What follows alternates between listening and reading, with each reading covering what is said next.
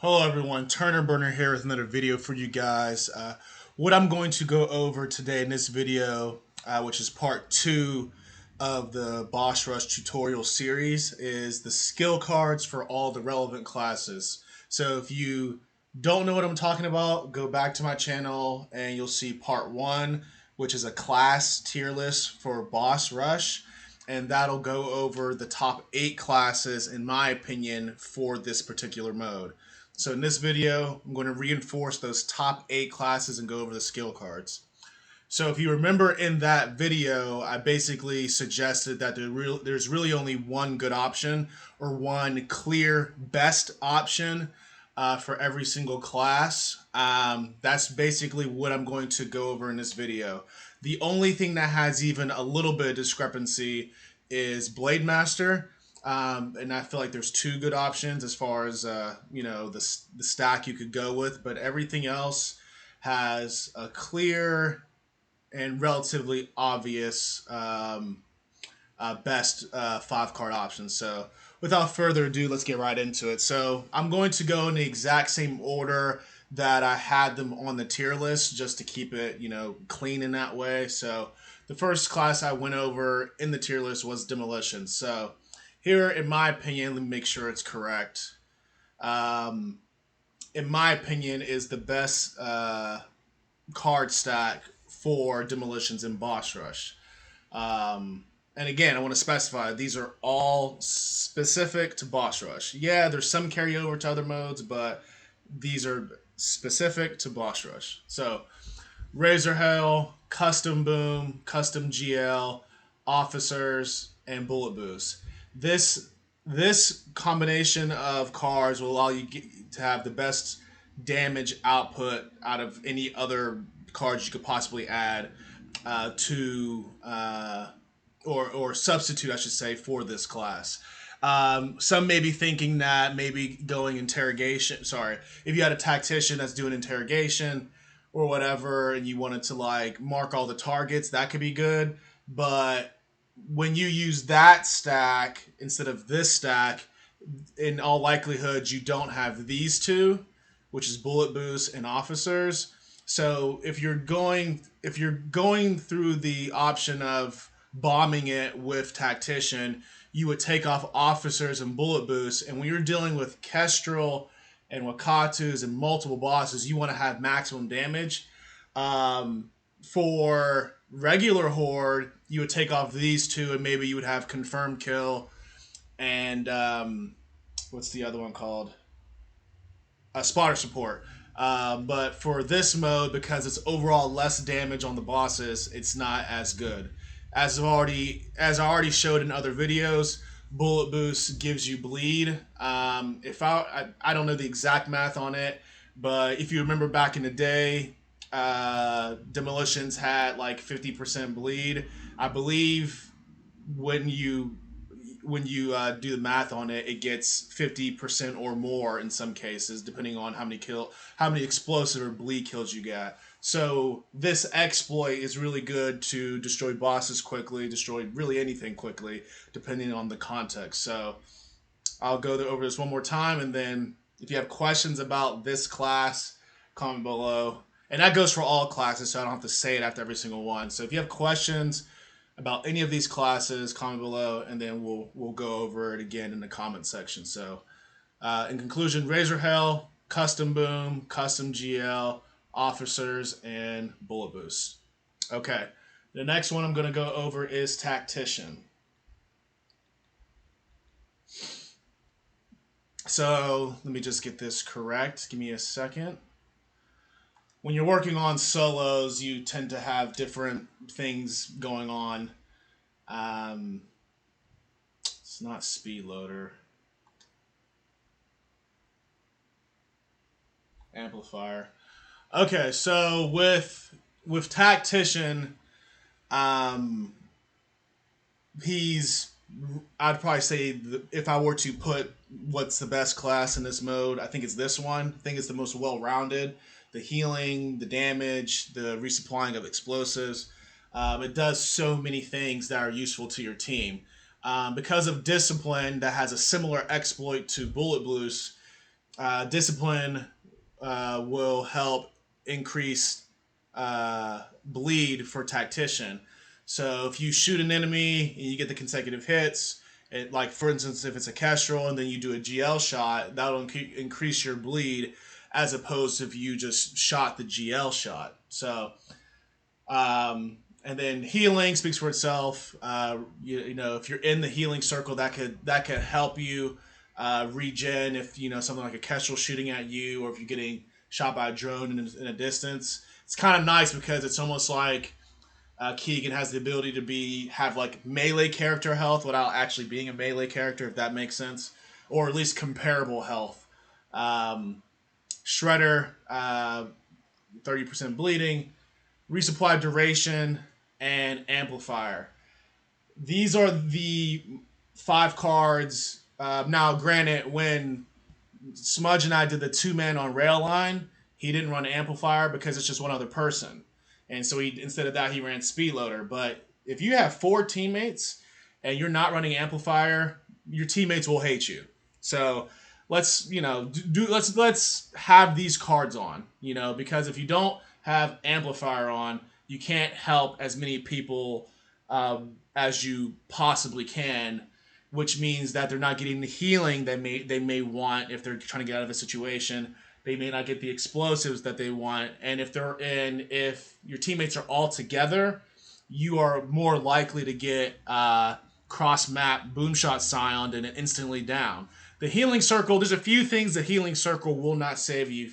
Will not save you from, and that's if we're talking escape, it'd be a salvo shot or a popper. But specific to boss rush, I think there's poppers as well in boss rush.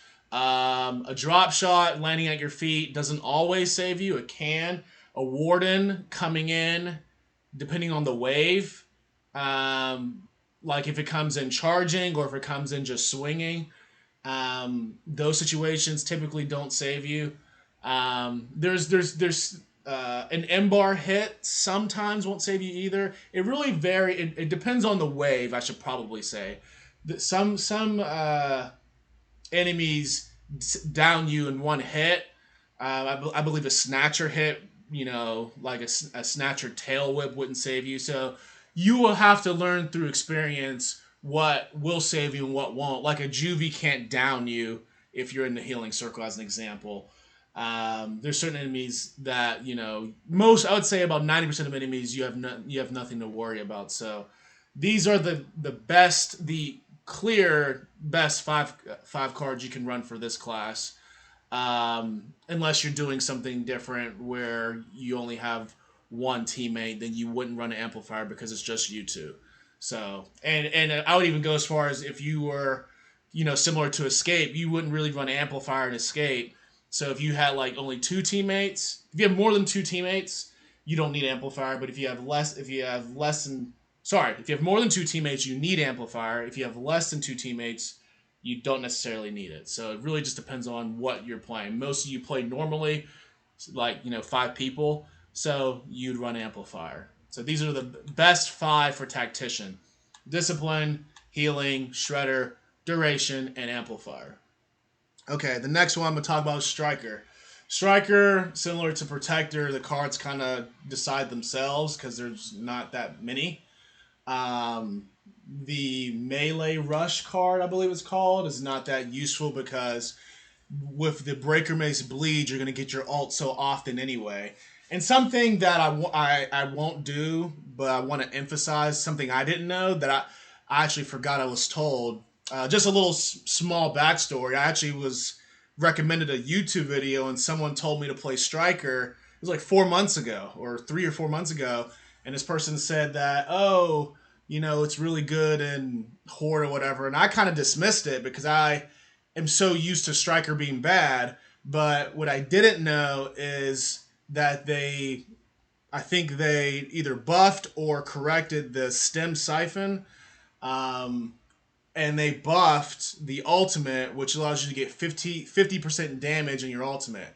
So that's something I did not know. So getting extra damage every time you get your ultimate, when you're getting your ultimate often, you just keep spamming your ultimate and it's going to be useful to kill enemies efficiently. That is one of the reasons why Striker is so good for this mode. Anyway, let's go back to the skill cards. Stem Siphon, melee armor, really good for anything really. If you look at my boss rush solo run, there's a lot of times where I get hit twice by a juvie and I don't go down. That's because of, well, I'm holding the breaker mace as one, and then also resisting 50% melee damage is good as well. Blunt instrument. This is obviously mandatory because there's no other real way Striker can do damage to any of these bosses. So the breaker mace, and since theoretically it's supposed to help stun enemies, it really stuns all the enemies except the matriarch in reality. But I let's get back to the skill cards. Breaker Mace deals 130% bleeding damage when you perk up, and then when you combine the ultimate. I'm not 100% sure. I said this in the other video. But if it's not equal to Blademaster as far as damage, it is probably better. I feel like it's a lot. It feels like it's a lot better. First Strike, and this is another damage card. Deal 100% damage to undamaged enemies. If an enemy's full health, you do that much more damage. So if I'm understanding plus 100%, if it's working correctly, it should be that first hit of whatever should be twice as hard.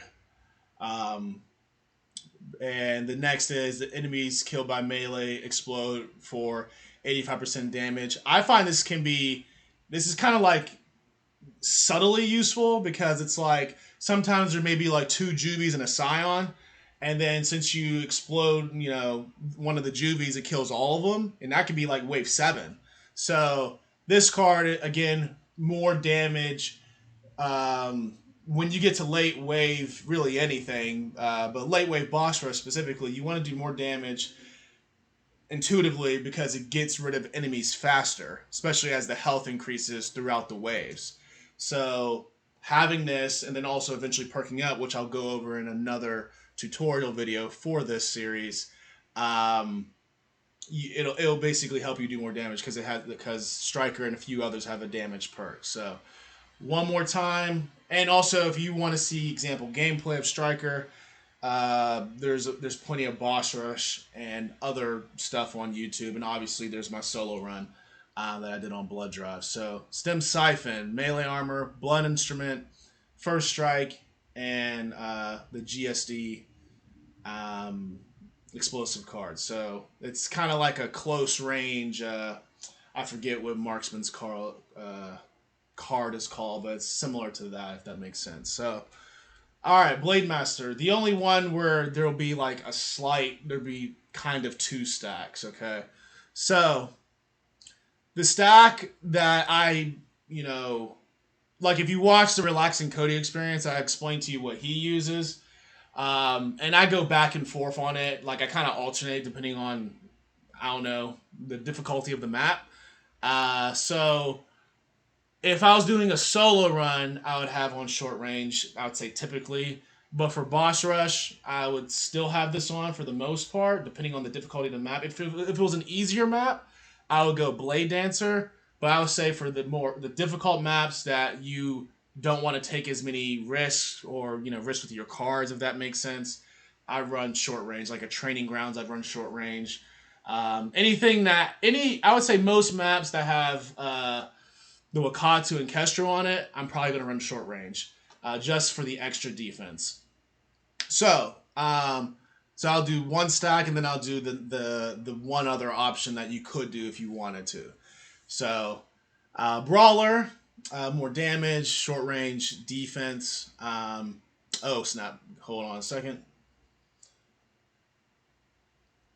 Like I said, when you're doing solo runs, you're trying different weird stuff. So you kind of have an idea that I'm like which classes I'm working on outside of my usual. Anyway, so Brawler, short range, energy surge, better than Shock Shield. Shock Shield might be better if it was ongoing, where if you lost, kind of like Veteran's Ultimate, if you lost your stamina, you kept getting it back. But until they do that, it's not comparable. So run energy surge and then camp near tabs or defend them, however you want to rationalize it in your mind. be near taps when you do damage because it'll give you that much more healing when you're fighting enemies. So recap: brawler, short range, energy surge, shock chain.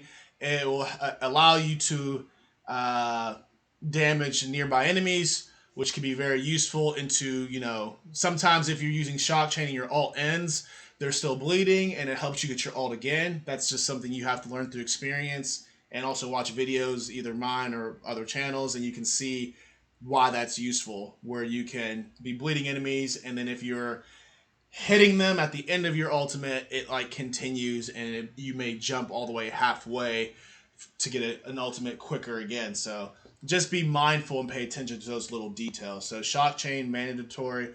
Throw the hunt gives you healing and damage resistance near bleeding enemies.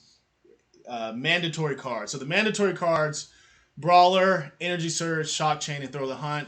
And instead of short range, the other option, like I suggested, you could run Blade Dancer. And if you're going to do that, you would get more damage, but you have a little less defense. So, but if you're doing more damage, that means your passive is going to kick in more often because you're getting melee or bleed kills. So, depends on how you look at it. So that is what I would say about Blademaster.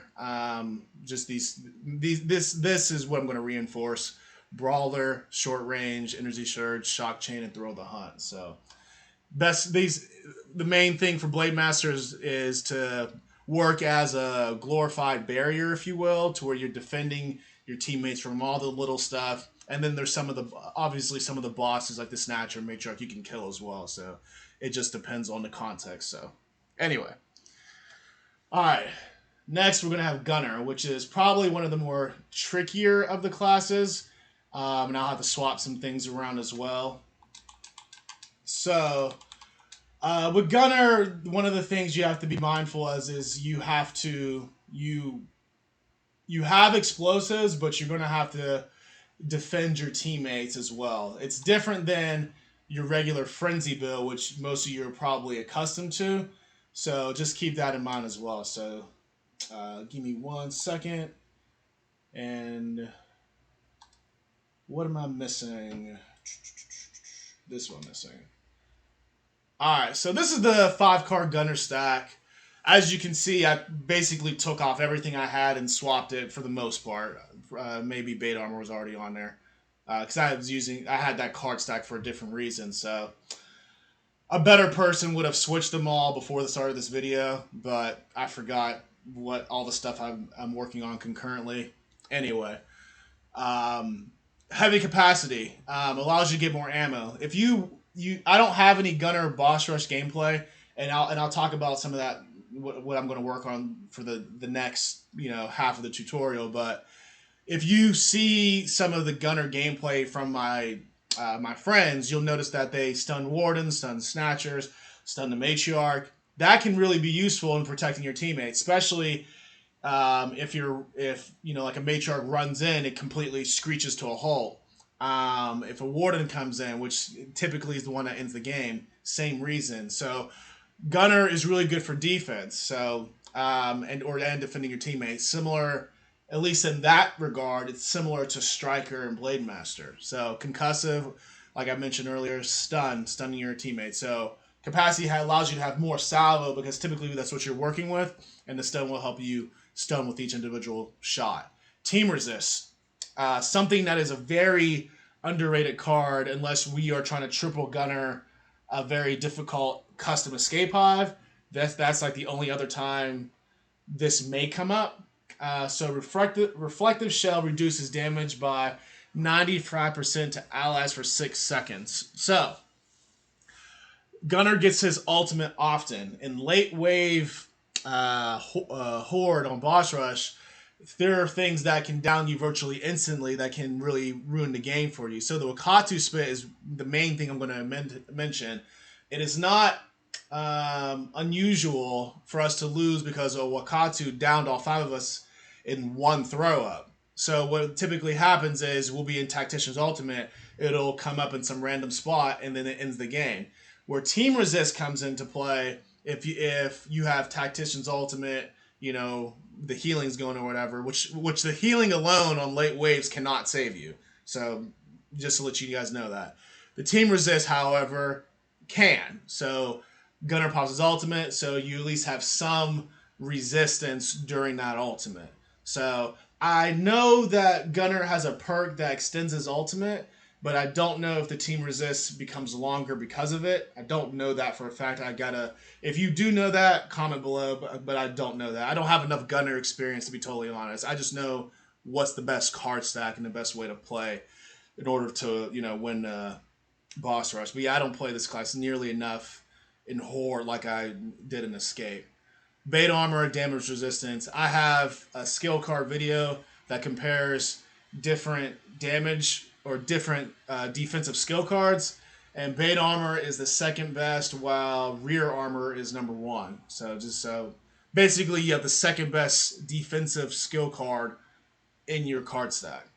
Ultimate battery. Anytime Gunner gets hit, just to keep it extremely simple, it helps charges your teammates ult. If it's something like depending on what type of enemy it is, will dictate how that ult charge is. If it's a drone, it's not going to do much. But if it's like a Deadeye, it'll do a lot. If a Warden downs Gunner, it'll do a lot. Obviously, you don't want to get intentionally down by a lot of these enemies because of the instant execution, so you want to still be careful. But for the most part, I would say the drone, or sorry, the fact that he has the card on it all, every time he takes some damage will help his teammates get their ultimates. Sometimes every so often, I don't know, maybe once at every 100 tries, I'll miss my ultimate on the Kestrel as Demolitions. So theoretically, if Gunner is getting hit a little bit during that time, it can help me ever so slightly or really instantly, depending on what hits him. It can help me get my ultimate quicker. So that's one instance I can think of off the top of my head where ult battery is good. So anyway, so to recap Gunner before we go into the next class: heavy capacity, concussive, team resist, bait armor, and ult battery. Okay, so we got 3 more classes, so we're going to go pilot right after. So let me just make sure this is correct. And we're good. So with pilot, I'd say, like I said in the video, I believe I said in the video, it's the best of that 3rd tier class. It can be useful because the ultimate, depending on the timing of it, and depending on Tactician's ultimate or whatever, you can have your silverback for multiple ways. I think a lot of people rate the silverback more highly than I do, but there's a lot of situations where the silverback can be instantly destroyed, which I think is ridiculous. So since that's still a thing, I don't rate the silverback. I don't respect it like that, but it can be useful for multiple ways for like wardens, drones, scions, or whatever. But like I said, I make sure on wave 1 runs into you, it's a wrap. So that I think is, or even in Escape, a salvo song hits you with 1 shot and it's a wrap. So I've never agreed with that. I think that's ridiculous. I think I should at least get 2 shots in my estimation. But it is what it is. So, but very useful if it doesn't get destroyed, to keep it simple. So silverback salvo, this helps with the duration of your silverback. You only get 20 shots, so you don't want to spam all your shots in the beginning. You want to monitor your ult progress and kind of spam or shoot. You want to alternate shooting with your silverback salvo and mulcher. You don't want to just spam it all in the beginning. So I actually have an onslaught new speed run with pilot, and how I use a silverback to start Act 2 is kind of the rhythm you want to get into. You kind of want to shoot a little bit and then and then use the secondary gun. You don't want to use all of the gun, because that, ironically, spamming it just unconsciously is a quick way to lose your silverback. Because if you can't, for instance, if you're at full health and you spam all your salvo, it's not like the game recognizes and gives you health past that. If they start damaging you and decreasing at the full health, you don't have anything to recuperate. But that's actually talking about another skill card anyway. Cold Finish, extremely useful for the Wakatu. The Wakatu, I'd probably say, is not really a game ender per se, but it's a really, really big air tent.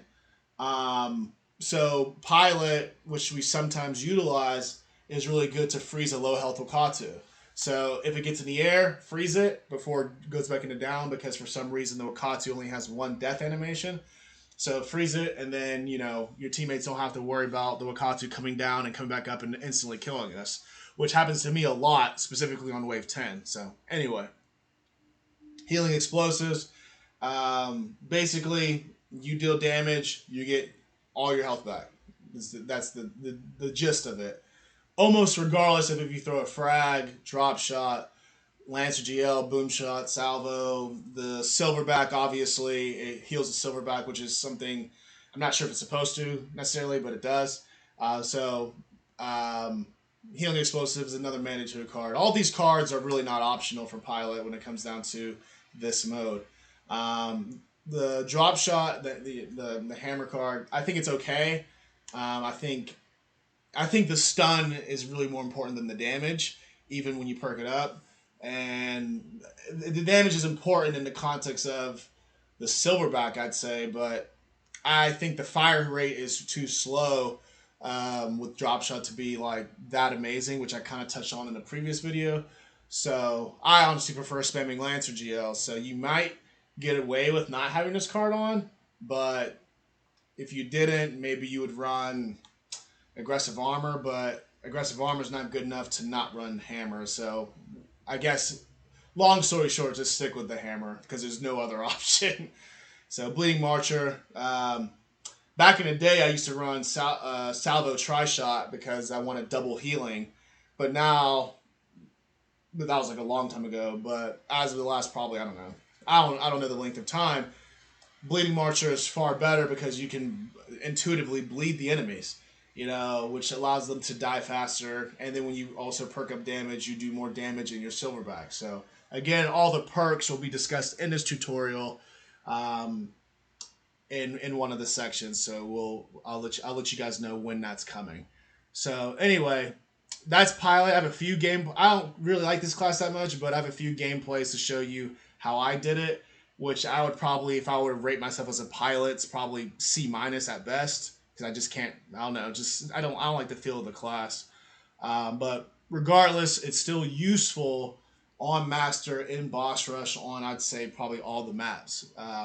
It low key has really good crowd control if you get spammed a bunch of Wardens, Juvies, or Scions. So in conclusion, we'll recap the skill cards before going on to the next class. Silverback Salvo, Cold Finish, Healing Explosives, the Hammer, and Bleeding Mulcher. Alright, we got two more to go over. We're going to go over Protector.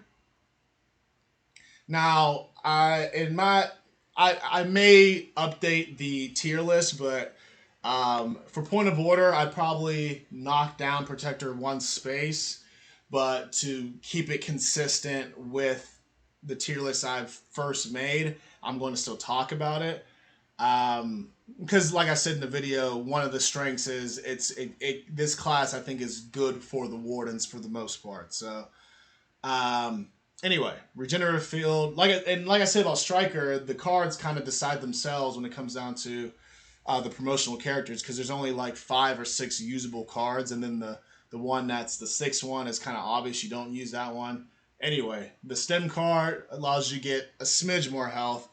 There's certain situations that you won't survive from anyway. So late, and something I'm starting to realize from doing solo runs, if you have like stem on something like Infiltrator and it's like wave 9 and a Matriarch runs into you, the game's over.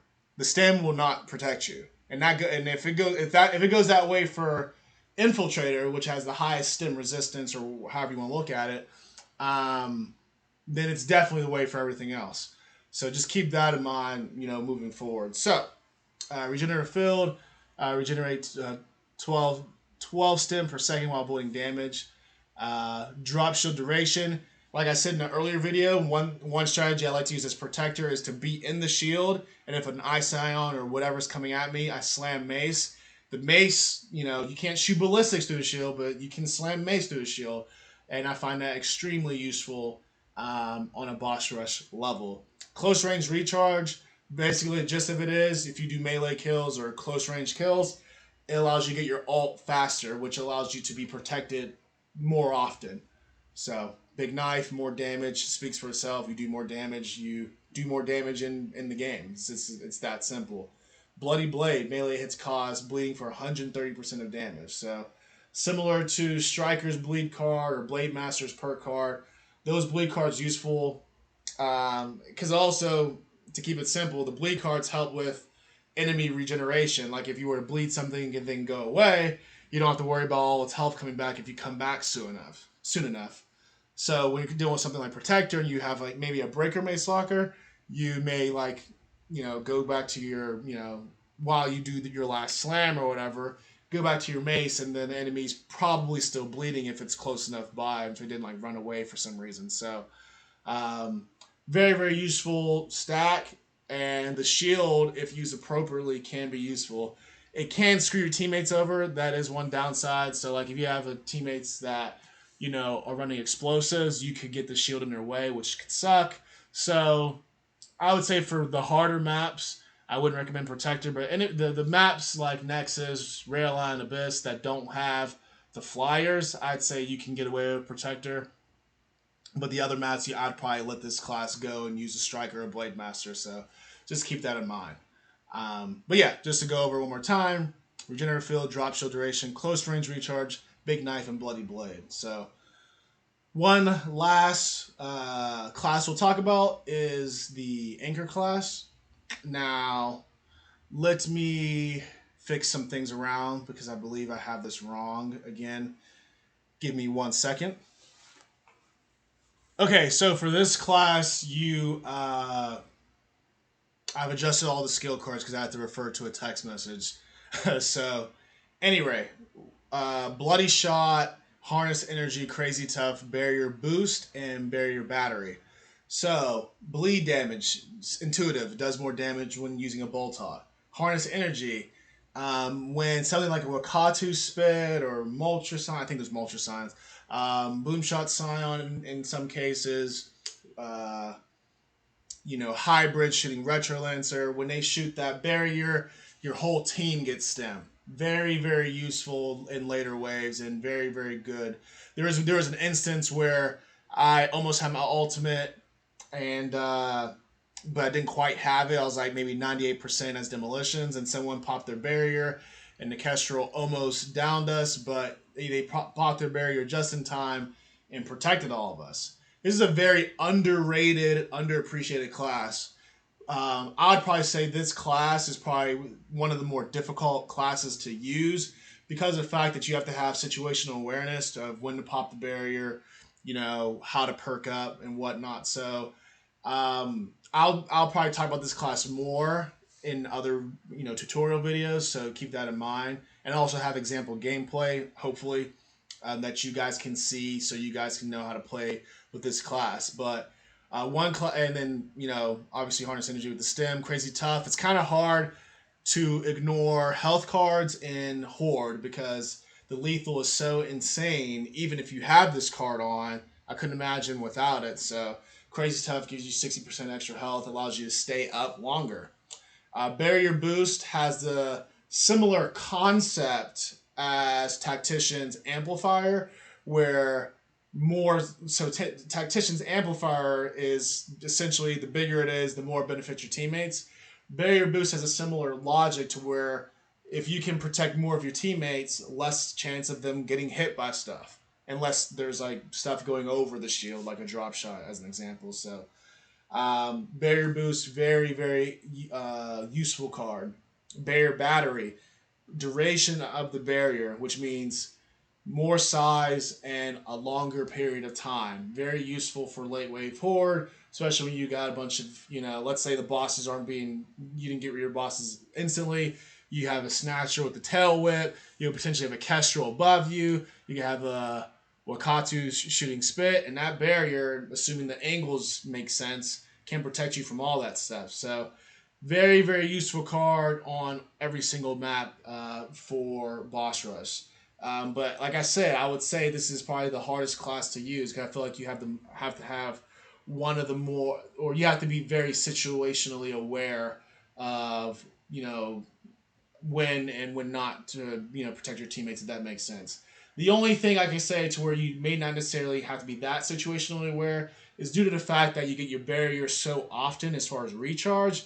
But I'd still say this is probably the hardest class to utilize in Boss Rush, in my estimate, out of the ones I've mentioned anyway. So, as a recap and conclusion, so Bloody Shot, Harness Energy, Crazy Tough, Barrier Boost, and Barrier Battery. So that is it, guys, for the 8 classes I think are useful, or the top 8 classes I think are useful for Boss Rush.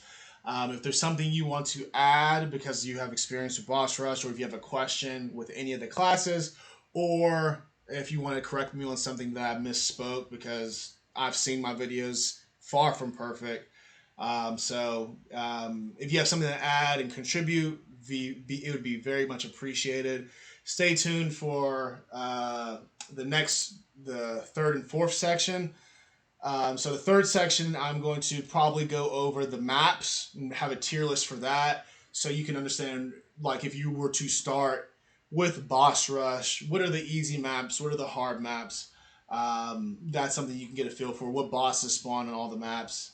That's something I'll talk about in the next video. But then the very last video, which is going to be a challenge for me to make, but if you've been on a subscriber or viewer for more than 5 seconds, you understand I like challenges. So, but the last video will be roles and gameplay. I have no idea how long that video is going to be, but I expect it to be pretty long. But basically, in that video, I'll go over perks, and you'll have example gameplay from every single class in critical situations. So that may take a little longer to create, but the map one I expect to be released this week, and then the one after that I don't want to lie to you, so we'll just see how that goes. But anyways, just a little spoilers at the end there. So if you guys are going to be following along in this tutorial series, so as usual, thanks for listening, guys. Thanks for watching, and comment, and let me know what you guys think of the video.